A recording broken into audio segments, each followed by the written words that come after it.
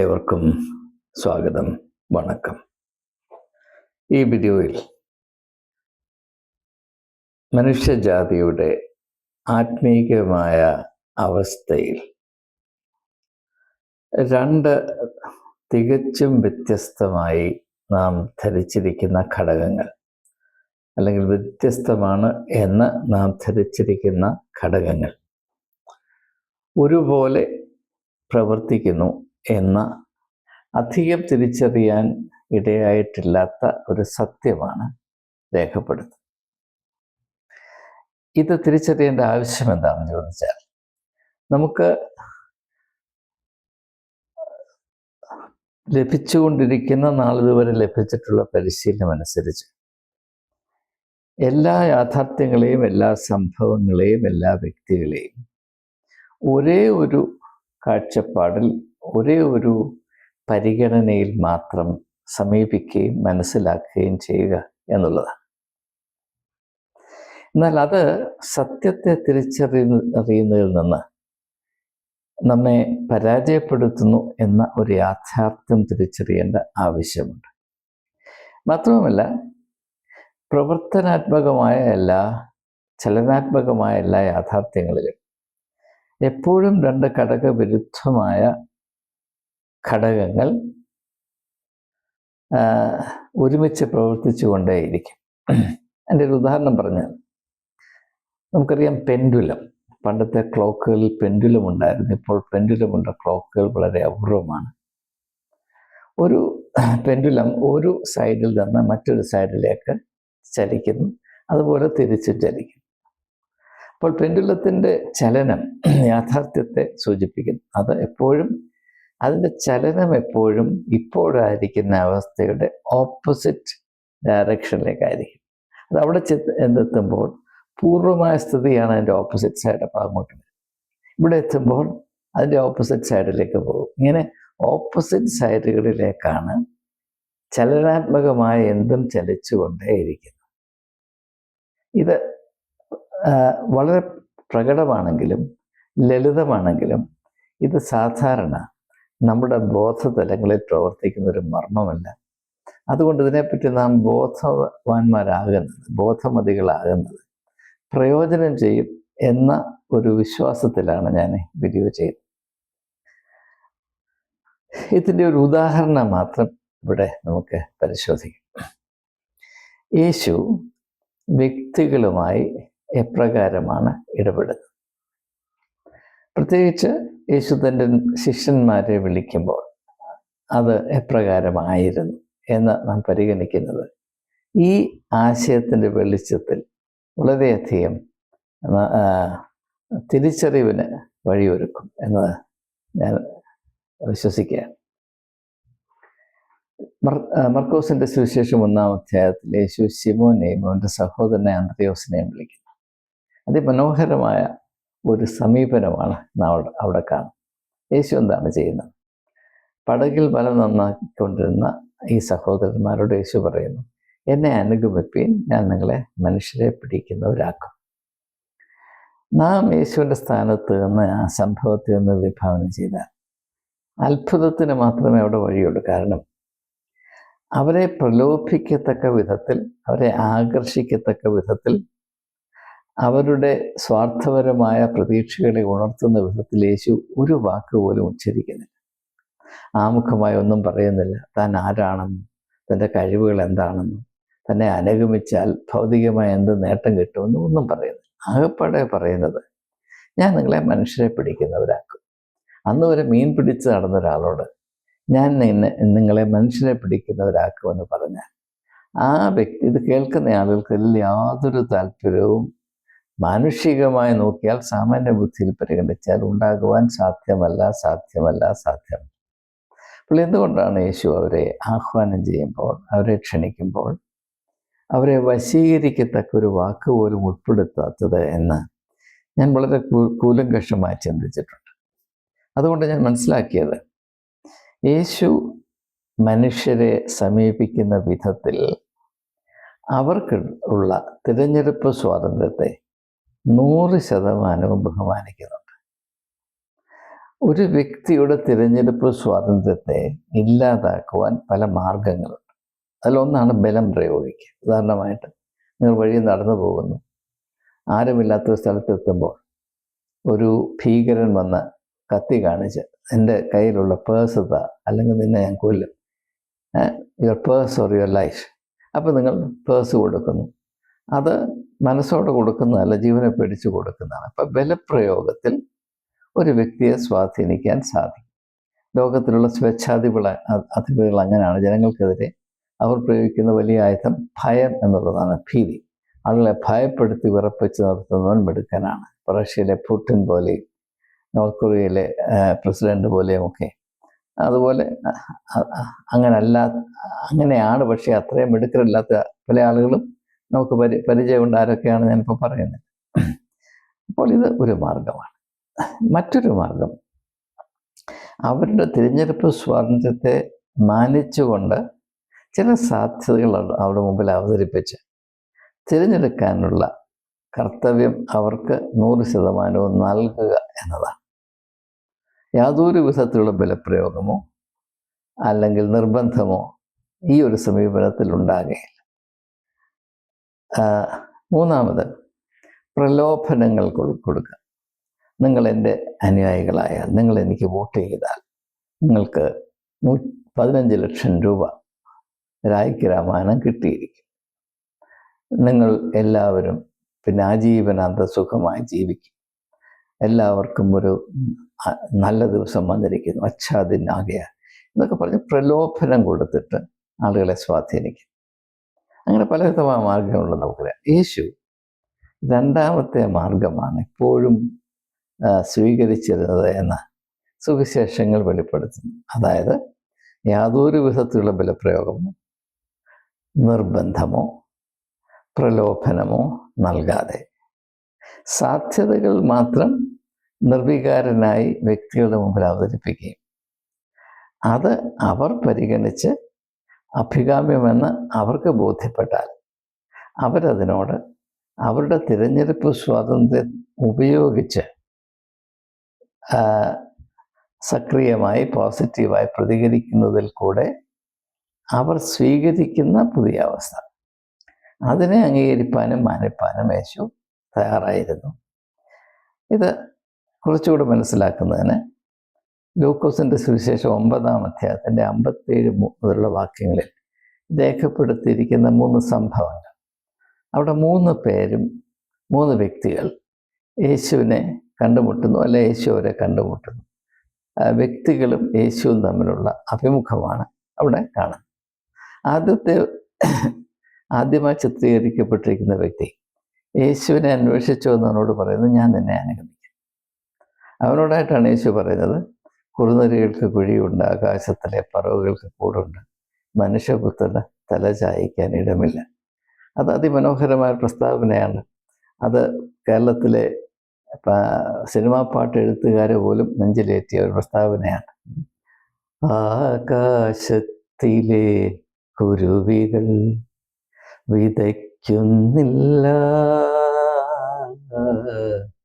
കൊയ്യുന്നില്ല, കളപ്പുരകൾ കെട്ടുന്നില്ല, അളന്നളന്നു കൂട്ടുന്നില്ല, കളപ്പുരകൾ കെട്ടുന്നില്ല, അളന്നളന്നു കൂട്ടുന്നില്ല, പണ്ടം വെച്ചും പണയം വെച്ചും തമ്മിലകലുന്നില്ല, ആകാശത്തിലെ കുരുവികൾ എന്ന് പാടിയ കവി.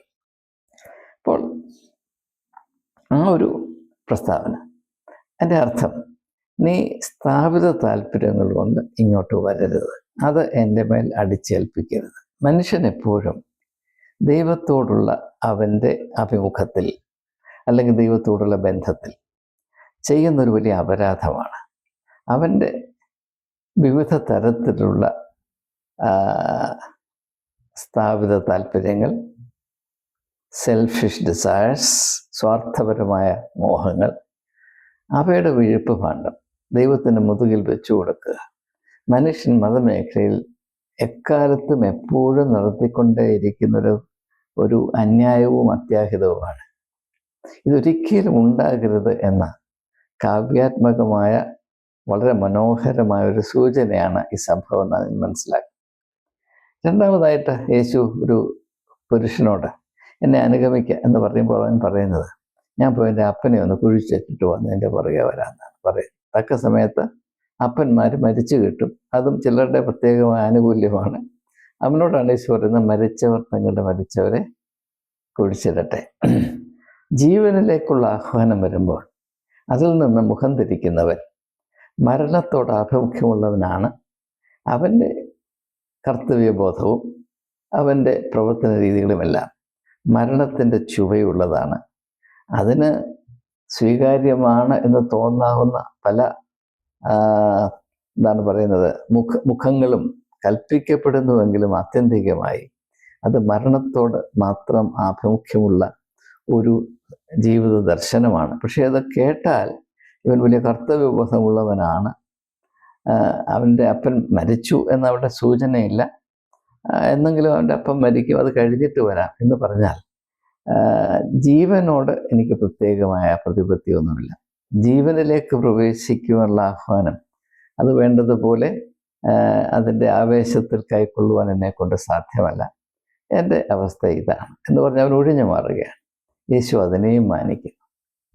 മൂന്നാമതൊരുത്തിനോട് അനുഗമിക്കാൻ പറയുമ്പോൾ അവൻ പറയുന്നത്, ഞാൻ പോയി എൻ്റെ വീട്ടിലുള്ളവരോടും ചാർച്ചക്കാരോടും ഒന്ന് ഗുഡ് ബൈ പറഞ്ഞിട്ട് വരട്ടെ. അവനോടാണ് യേശു പറയുന്നത്, കലപ്പയിൽ കൈവച്ച ശേഷം തിരിഞ്ഞു നോക്കുന്നവൻ ദൈവരാജ്യത്തിന് യോഗ്യനല്ല എന്നാണ് പറയുന്നത്. അപ്പോൾ ഇവിടെ എല്ലാം നാം കാണുന്നത്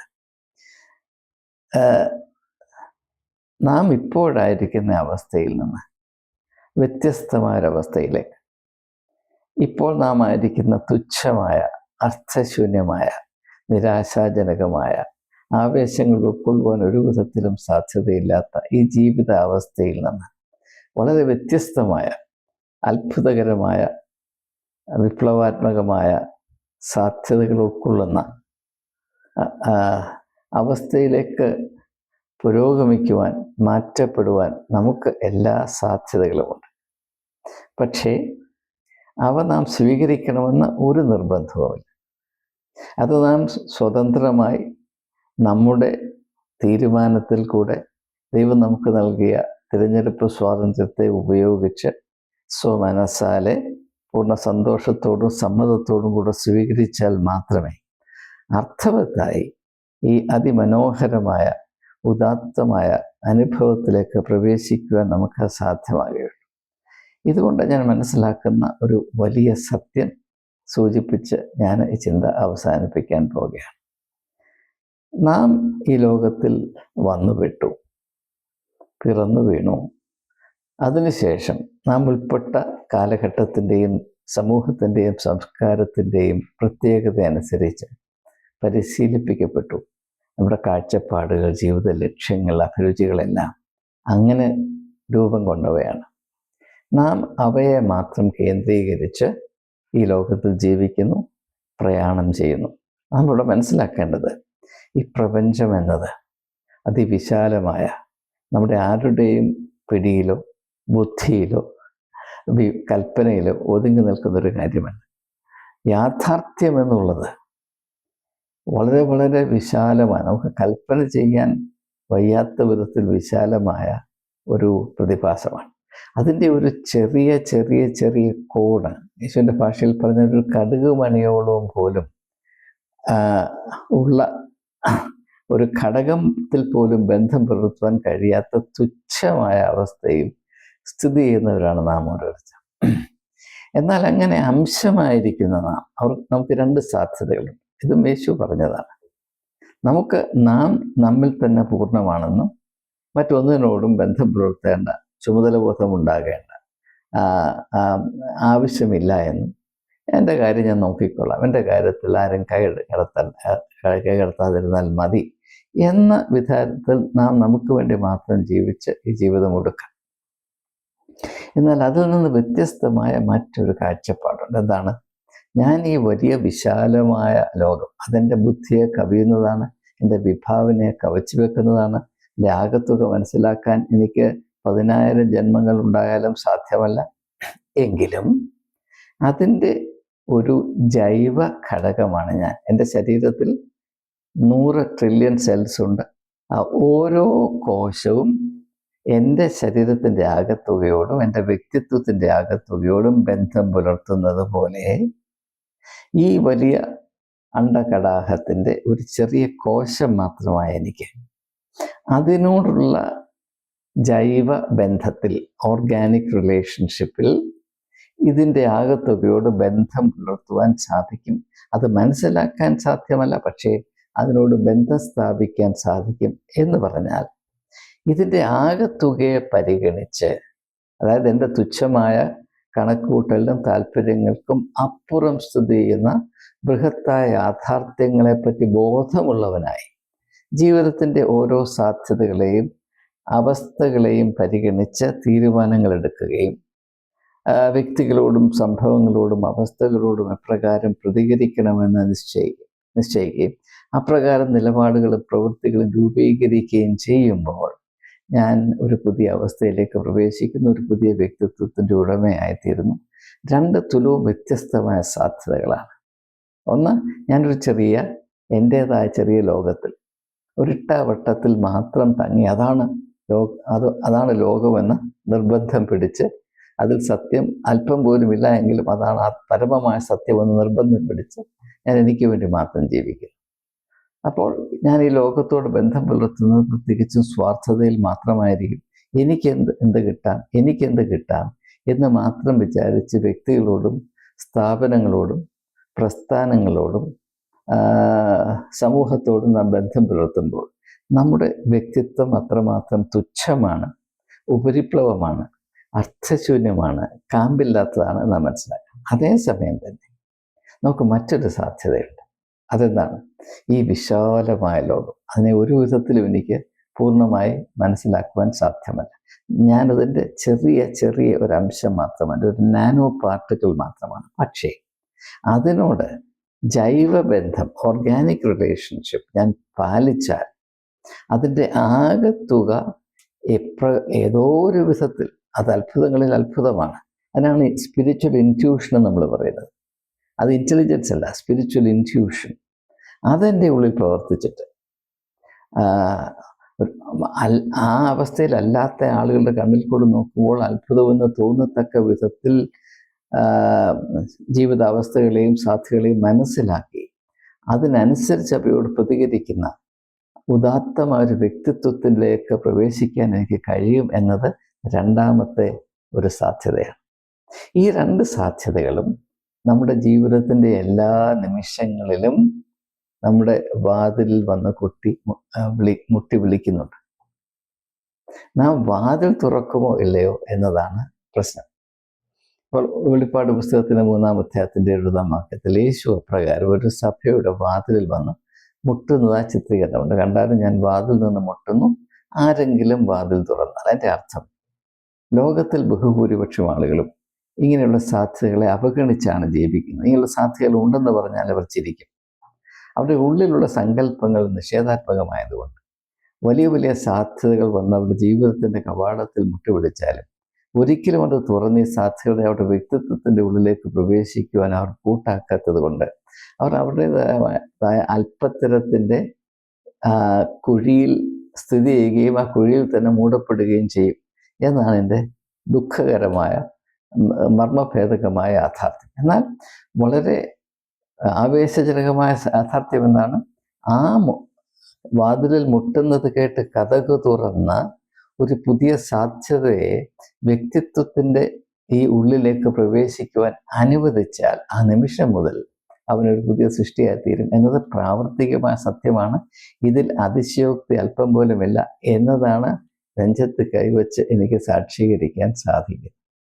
അപ്പോൾ ഇത് 2 ഘടകങ്ങൾ. ഒന്ന്, യേശു മുൻകൈ എടുത്ത് വ്യക്തികളുടെ ജീവിതത്തിലേക്ക് കടന്നു വന്ന് അവരായിരിക്കുന്ന അവസ്ഥയിൽ നിന്ന് വളരെ വ്യത്യസ്തമായ ഉദാത്തമായ ഒരവസ്ഥയിലേക്ക് അവരെ ആക്കി വയ്ക്കുവാനുള്ള മുൻകൈ എടുക്കുന്നു.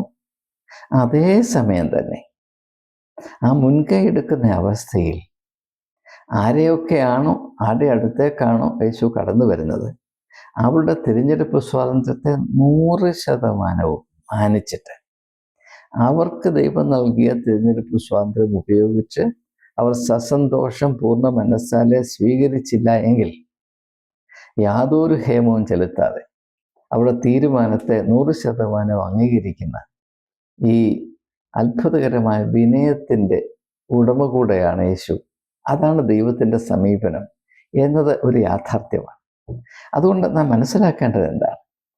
നമ്മുടെ ഓരോ നിമിഷത്തിലും നാം അറിയാത്ത സാധ്യതകൾ, അത്ഭുതകരമായ സാധ്യതകൾ മറഞ്ഞിരിപ്പുണ്ട്. അത് സൂചിപ്പിച്ചുകൊണ്ടാണ് യേശു പറയുന്നത്, ഒരുത്തൻ വയലിൽ അധ്വാനിച്ചപ്പോൾ അവൻ വില തീരാത്ത ഒരു വലിയ നിധി കണ്ടു. അത് എല്ലാവരുടെയും ജീവിതത്തിൽ എപ്പോഴും സ്ഥിതി ചെയ്യുന്നൊരു യാഥാർത്ഥ്യമായതുകൊണ്ടാണ് അപ്രകാരം അവിടെ ചിത്രീകരിക്കപ്പെട്ടിരിക്കുന്നത്. നമ്മുടെ എല്ലാവരുടെയും ജീവിതത്തിൽ, പട്ടിണി പാവങ്ങളുടെ ജീവിതത്തിലും ഒരു നിധി എപ്പോഴും മറഞ്ഞിരിപ്പുണ്ട്.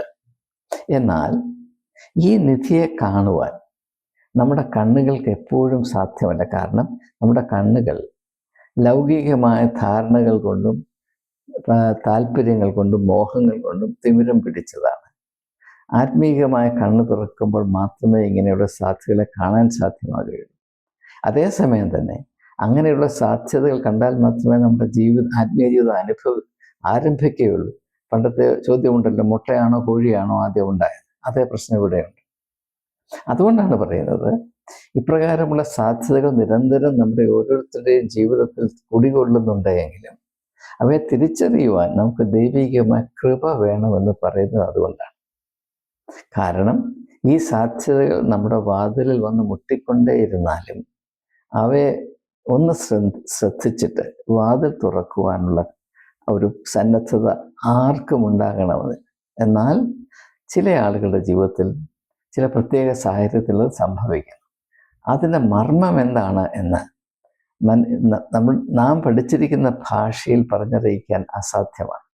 അതങ്ങനെ സംഭവിക്കുന്നു എന്നല്ലാതെ അങ്ങനെ സംഭവിക്കുന്നതിനെ അടക്കി ഭരിക്കുന്ന യുക്തി എന്താണ് എന്ന് പറഞ്ഞറിയിക്കുവാൻ ഞാൻ മിടുക്കനല്ല, എനിക്ക് കഴിവില്ല. പക്ഷെ ഒരു കാര്യം മാത്രം എനിക്കറിയാം, ചില പ്രത്യേക സന്ദർഭങ്ങളിൽ മനുഷ്യൻ്റെ അവസ്ഥയും അവൻ ഇനിയും പ്രാപിക്കാൻ സാധ്യതയുള്ള മഹനീയമായ അവസ്ഥയും തമ്മിലുള്ള അന്തരം എങ്ങനെയോ മാറിയിട്ട് രണ്ടും കൂട്ടിമുട്ടുന്ന ചില അനർഘ നിമിഷങ്ങൾ വ്യക്തികളിൽ ഉണ്ടാകാറുണ്ട്. പക്ഷേ ആ അനർത്ഥ നിമിഷങ്ങളെ പോലും നിരാകരിക്കുവാനും അത് വെറും മിഥ്യയാണെന്ന് ധരിച്ചിട്ട് അവയ്ക്ക് നേരെ കണ്ണടയ്ക്കാനുമായിട്ടുള്ള ഒരു സ്വാതന്ത്ര്യവും നമുക്ക് നൽകിയിട്ടുണ്ട്. ഈ സമയത്ത് ഒരു കഥ കൂടെ എൻ്റെ മനസ്സിൽ വരുന്നത് നിങ്ങളുമായി പങ്കിട്ട് ഞാൻ എൻ്റെ ചിന്ത അവസാനിപ്പിക്കാൻ പോവുകയാണ്.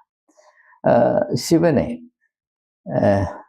ദീർഘനാളായി വളരെ താല്പര്യത്തോടെ ഭയഭക്തിയോടെ ആദരിച്ചുകൊണ്ടിരുന്ന ഒരു ശിവഭക്തൻ, അവൻ ദാരിദ്ര്യത്തിൻ്റെ ഞെരുക്കത്തിലാണ്.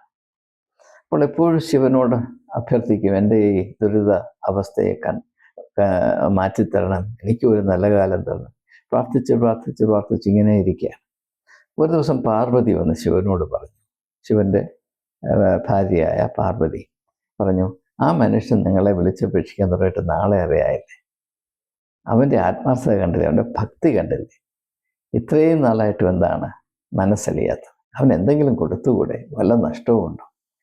അപ്പോൾ ശിവൻ പറഞ്ഞു, അവനെ ഞാൻ നോക്കിയാലും സഹായിക്കാനൊക്കത്തില്ല. കാരണം സഹായിക്കാൻ എനിക്ക് കഴിവില്ല എന്നിട്ടല്ല, സഹായിച്ചാൽ അത് സ്വീകരിപ്പാൻ അവന് മനസ്സിൽ ഉള്ളവനല്ല. അവൻ പ്രാർത്ഥിക്കുന്നുണ്ട്, യാഗങ്ങൾ കഴിക്കുന്നുണ്ട്, അഭ്യർത്ഥിക്കുന്നുണ്ട്, ശരിയാണ്. പക്ഷേ അങ്ങനെ അഭ്യർത്ഥിച്ചത് കൊണ്ട് അത് സ്വീകരിപ്പാൻ മനസ്സുണ്ട് എന്ന് ധരിക്കരുത്. അപ്പോൾ പാർവതി പറഞ്ഞു, അങ്ങനെയല്ല, നമുക്കൊന്ന് പരീക്ഷിച്ച് നോക്കാം. അപ്പോൾ ശിവൻ സമ്മതിച്ചു. അപ്പോൾ ശിവൻ പറഞ്ഞു, നോക്കാം, നീ ശ്രദ്ധിക്കും എന്താണ് നടക്കാൻ പോകുന്നത്.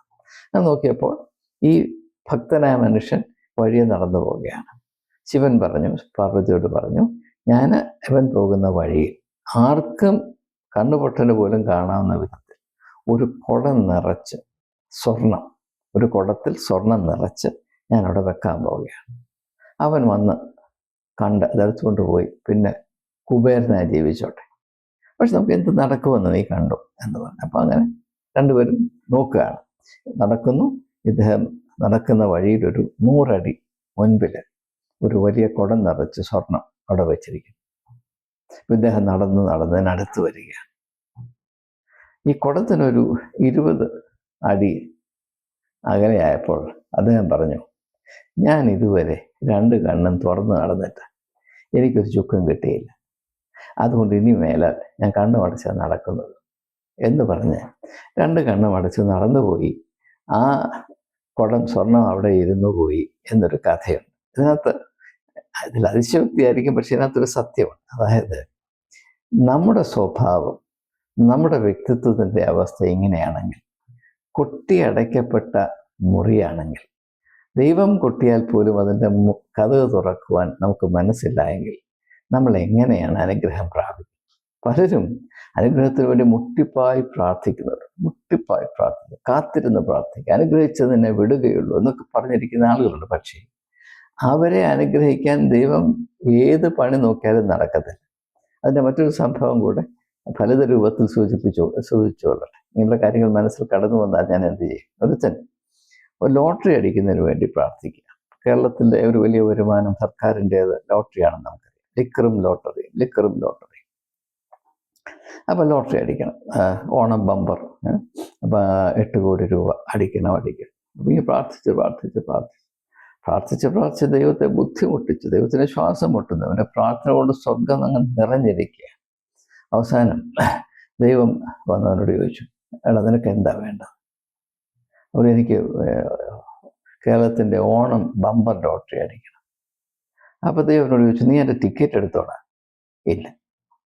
അപ്പം ടിക്കറ്റ് എടുക്കാതെ ലോട്ടറി അടിക്കണം എന്ന് ദൈവത്തെ നിർബന്ധിക്കുന്നതിൻ്റെ പേരാണ് ഭക്തി എന്നാണ് പൊതുവെ ആളുകൾ ധരിച്ചിരിക്കുന്നത്. നമുക്ക് അനുഗ്രഹം പ്രാപിക്കാൻ കെൽപ്പുണ്ടോ, മനസ്സുണ്ടോ എന്നുകൂടെ നാം ഒന്ന് ചിന്തിക്കണമെന്ന് യോഹന്നാൻ്റെ സുവിശേഷം 5-ാം അധ്യായത്തിൽ ഉള്ള ഒരു സംഭവം ഉണ്ടല്ലോ. ബെത്സൈദ കുളക്കരയിൽ ഒരു മനുഷ്യൻ 38 വർഷം രോഗശാന്തിക്ക് വേണ്ടി കാത്തിരിക്കുന്നു. അവനോട് യേശു ചോദിക്കുന്ന ഒരു ചോദ്യം സാർവലൗകിക പ്രസക്തിയുള്ളൊരു ചോദ്യമാണ്. നിനക്ക് സൗഖ്യമാകുവാൻ മനസ്സുണ്ടോ? ഇത് മനുഷ്യ സ്വഭാവത്തിൻ്റെ പ്രത്യേകതയാണ്. സൗഖ്യം പ്രാപിക്കാൻ എന്ന വിധത്തിൽ കുളക്കരയിൽ 38 വർഷം കാത്തിരുന്നൊരു മനുഷ്യനോട് നിനക്ക് സൗഖ്യമാകുവാൻ മനസ്സുണ്ടോ എന്ന് ചോദിക്കണമെങ്കിൽ അതിന് യേശുക്രിസ്തുവിനെ കൊണ്ട് നടക്കത്തുള്ളൂ എന്നാണ് ഞാൻ മനസ്സിലാക്കുന്നത്. ഇത് മനുഷ്യ മനസ്സിൻ്റെ ഒരു യാഥാർത്ഥ്യമാണ്. ഇത് നാം തിരിച്ചറിയേണ്ട. നമ്മുടെ ഓരോരുത്തരുടെയും അവസ്ഥ ഇത് തന്നെയാണ്. നമുക്ക് അനുഗ്രഹം ലഭിക്കുവാൻ ന്യായമില്ല എന്നുള്ളതല്ല ഇവിടുത്തെ പ്രശ്നം. നമുക്ക് അനുഗ്രഹം സ്വീകരിക്കാൻ മനസ്സില്ല എന്നതാണ് പ്രശ്നം. അതുകൊണ്ട് ദൈവം നമ്മുടെ തിരഞ്ഞെടുപ്പ് സ്വാതന്ത്ര്യത്തെ 100% ബഹുമാനിക്കുന്നത് കൊണ്ട്, അംഗീകരിക്കുന്നത് കൊണ്ട്, അതിനെ ഒരിക്കലും കവച്ചു വയ്ക്കാത്തത് കൊണ്ട്, നമ്മുടെ സമ്മതമില്ലാതെ നമുക്ക് യാതൊരു അനുഗ്രഹവും നൽകുകയില്ല. അതുകൊണ്ട് നമ്മുടെ ഉള്ളിൽ നമ്മുടെ തന്നെ അനുഗ്രഹത്തിനും നന്മയ്ക്കും വിഘടമായി നിൽക്കുന്ന ഘടകങ്ങൾ എന്താണെന്ന് ഒന്ന് പരിശോധിക്കുവാൻ നമുക്ക് കൂട്ടാക്കണം. നമ്മുടെ എല്ലാവരുടെയും പ്രശ്നം നാളിതുവരെ ഈ ലോകത്തിൽ നിന്ന് നാം പ്രാപിച്ച തികച്ചും ഉപരിപ്ലവവും അർത്ഥശൂന്യവും സത്യത്തിന് നിരക്കാത്തതും ജീവിത യാഥാർത്ഥ്യങ്ങളെ നിരാകരിക്കുന്നതുമായുള്ള ചില സങ്കല്പങ്ങളാണ്. ദൈവം ഇങ്ങനെയാണ്, ഭക്തി ഇങ്ങനെയാണ്, സഭ എന്നാൽ ഇങ്ങനെയാണ്, സഭയോടുള്ള കൂറ് ഇങ്ങനെ ആയിരിക്കണം, ഇതാണ് നല്ലത്, ഇതാണ് മാർഗം, ഇത് മാത്രമേ ഉള്ളൂ വഴി, ഇങ്ങനെ മാത്രമേ ദൈവത്തെ പ്രീതിപ്പെടുത്താൻ പറ്റുള്ളൂ, ദൈവം ഇവിടെയാണ് ഇരിക്കുന്നത്, ദൈവം അവിടെയാണെന്ന്, ദൈവത്തിൻ്റെ കോൺട്രാക്ടേഴ്സ് ഇങ്ങനെയുള്ളവരാണ്. ഇങ്ങനെയുള്ള വെറും മന്ദബുദ്ധികൾക്ക് പോലും ഉതകാത്ത പൊട്ടത്തരങ്ങൾ. അതുകൊണ്ട് നാം നമ്മുടെ ജീവിതത്തെയും ചിന്താ തലങ്ങളെ നിറച്ചു വച്ചിരിക്കുകയാണ്. ഇതൊരു ഗാർബേജ് ഡംപിങ് സൈറ്റ് പോലെയാണ് നമ്മുടെ വ്യക്തിത്വം. അതിന് വ്യത്യാസം വരാതെ ഒരു വിധത്തിലും അനുഗ്രഹം പ്രാപിക്കാൻ സാധ്യത. നിങ്ങൾ ഏത് ആൾ ദൈവങ്ങളുടെ പുറകെ ഓടിക്കൊണ്ടു, നീ എത്ര തവണ കുരിശു വരച്ചോളൂ, ബാരയ്ക്ക് മുറണം അടിച്ചോളൂ, ഒരു വ്യത്യാസവും ഒരു നന്മയും വെളിച്ചത്തിൻ്റെ ഒരു കിരണവും നിന്റെ അവസ്ഥയിലേക്ക് പ്രവേശിക്കുകയില്ല. എന്നാൽ യേശു പറയുന്നു, വാതിൽ തുറക്കുവീൻ. അങ്ങനെ ഒരു പാട്ടുണ്ടല്ലോ, വാതിൽ തുറക്കൂ നീ കാലമേ, കണ്ടോട്ടെ സ്നേഹ സ്വരൂപനെ, കുരിശിൽ നിന്നും ഞങ്ങൾക്കു വേണ്ടി പ്രാർത്ഥിച്ച യേശു മഹേശനെ, വാതിൽ തുറക്കൂ നീ കാലമേ. കാലത്തിനോട് വാതിൽ തുറക്കാനായിട്ട് ഇങ്ങനെ അഭ്യർത്ഥിക്കുന്ന മനുഷ്യൻ അവൻ്റെ ഹൃദയത്തിൻ്റെ വാതിൽ തുറക്കുന്നില്ല എന്നതാണ് ഞാൻ തിരിച്ചറിയുന്ന ഏറ്റവും വലിയ വിരോധാഭാസം. നമസ്കാരം.